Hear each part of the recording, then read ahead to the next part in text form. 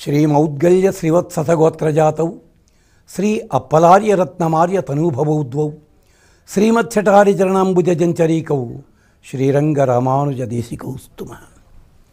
విచిత్రవాణీ విన్యాస ధన్యోపన్యాస వైభవం వర్ధయత్వనిశం సీతారామపాదేవికే మమ. భగవద్బంధువులరా, గోదావరిని ఒక ప్రముఖ కవి ఆరుద్ర గారు అందంగా చెప్పారు. వేదంలా ప్రవహించే గోదావరి అన్నారు. అంటే వేదవేద్యుడైన పరమాత్మ ఇదే గోదావరి ఒడ్డున తాను నిలచి ఉన్నాడు. ఆ గోదావరితో ఎనలేని సంబంధాన్ని కలుపుకున్నాడు. గోదావరి నుంచి 7 పాయలు సప్తర్షుల పేర్లతో కలిశాయి. గోదావరి ఆవిర్భావానికి ఒక అద్భుతమైన మహర్షి కారణము.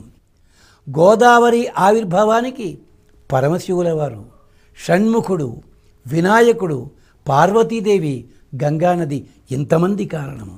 అంతేనా, పుష్కరుడు కారణము, అతన్ని అనుగ్రహించిన బ్రహ్మ కారణము, ఇంతమంది. అంటే ఇలాంటి పుష్కర స్నానం వల్ల మనకి పుష్కలముగా పుణ్యం మాత్రమే కాదు, ఇతరములైన అవాంతరములైన అంటే ఇదొక్కటే కాకుండా వేరే రకరకాల ఫలితాలు లభిస్తాయి. అందుకనే యజుర్వేదం చెప్తుంది, మనం ఆ స్నానము చేసేటప్పుడు ఏ భావనతో చెయ్యాలో చెప్పింది.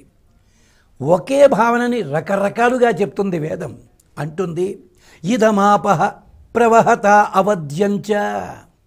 ఈ జలములున్నారే, ఆప నీరు, ఆపహ అంటే ఆపో నారాయితి ప్రోక్త అని కదా. జీవుడికి పేరుంది నీరని చెప్పి. ఆ నీళ్లు మన సంకేతమే. మనం కూడా అలాగే ప్రవహిస్తూ ఉంటాం. ఎవరైనా కానీ నదిలో నేను 50 సార్లు స్నానం చేశానంటాడు. కాదు, ఎక్కడ స్నానం చేస్తుంటే కొత్త నది వస్తుంటుంది, నీరు వెళ్ళిపోతుంటుంది కనుక. అంటే జీవుడు కూడా అలాంటి వాడే. అంచేట అవధ్యం. అవధ్యం అంటే పాపం అంటారు, పాపం కాదు. వద అంటే పలుకుట. అవధ్యం పలకకూడని పలుకులు ఎక్కడైనా పలికాను నేను, ఏమో తెలియదు. మనము రోజు పొద్దున్న లేచిన దగ్గర మాట్లాడినప్పుడు ఏ పదములు ఎలా పలికామో తెలుసునా?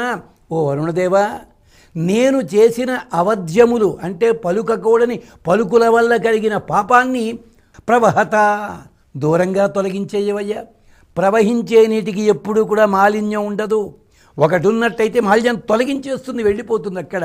అంచేత నా పాపాన్ని తొలగించు. మలంచయత్, మాలిన్యం ఉంటుంది.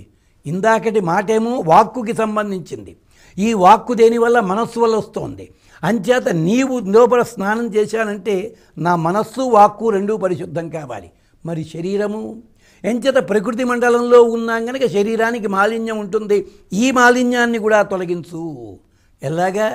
నేనేదో బాగా ధనవంతుడిని చెప్పి నేను పాలతోటే స్నానం చేస్తాను, కుదరదు. పెరుగుతోటే చేస్తాను, కుదరదు.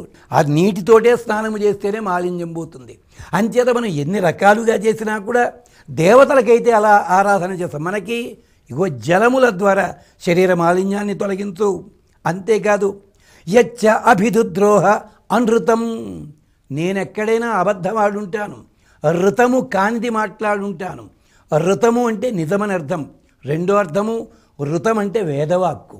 వేదవాక్యానికి వ్యతిరేకంగా అంటే చదివిందేమో వేదం చదువుకుంటాను, కానీ వేదమునకు వ్యతిరేకమైన పద్ధతిలో ప్రవర్తించి ఉంటాను స్వామి. అలాగా అభిదుద్రోహ, ద్రోహము చేసి ఉండొచ్చును. ఎంచేత స్వార్థ బుద్ధితోటి, ఈర్ష్యతోటి, అజ్ఞానంతో నేనేమన్నా ద్రోహం చేశానేమో, ఎక్కడైనా తప్పు మాట్లాడాను. యచ్చాభిదుద్రోహ అనృతం యచ్చ శేపే. ఎక్కడైనా నేను తప్పు మాటతో ఎదటివాణ్ణి కష్టపెట్టానేమో, తెలియదు కదా. ఎంచేత ఘటి ఘటిమే వసతి ప్రభు కటి వచ్చిన అతడు బోలుడే అన్నాడు కవిగారు. అలాగే నేనేమన్నా చేశానేమో. అభీరుణం, ఇది గుర్తుపెట్టుకోండి. పుష్కర స్నానానికి వెళ్ళిన వాళ్ళు కటువైన మాటలు మాట్లాడవద్దు. అక్కడ అసౌకర్యం కలిగినా కూడా క్షమించి ఆపుకునే ప్రయత్నం చెయ్యండి. అభీరుణం, హృదయ మర్మము తాకేలాంటి పదవులు నేనేమన్నా పలికానేమో స్వామి. నేను స్నానము చేస్తున్నాను, పుష్కర స్నానము చేస్తున్నాను, ఈ పాపాన్ని తొలగించవయ్యా. ఇది మధుర భావన. అంతే తప్ప పుష్కర స్నానం అంటే ఏదో ఒక కీర్తికాంక్షతోటో దంభముతోటో చేసేది మాత్రం కాదు. ఈ పాపములు నన్ను అంటకుండా ఉండేలాగా రక్షించు స్వామి, రక్షించవమ్మ గోదావరి తల్లి అంటూ ప్రార్థన చేద్దాం, పుష్కర స్నానం చేద్దాం. తద్వారా సర్వశుభములు క్షేమములు కామితార్థాలు పొందుదాం. స్వస్తి.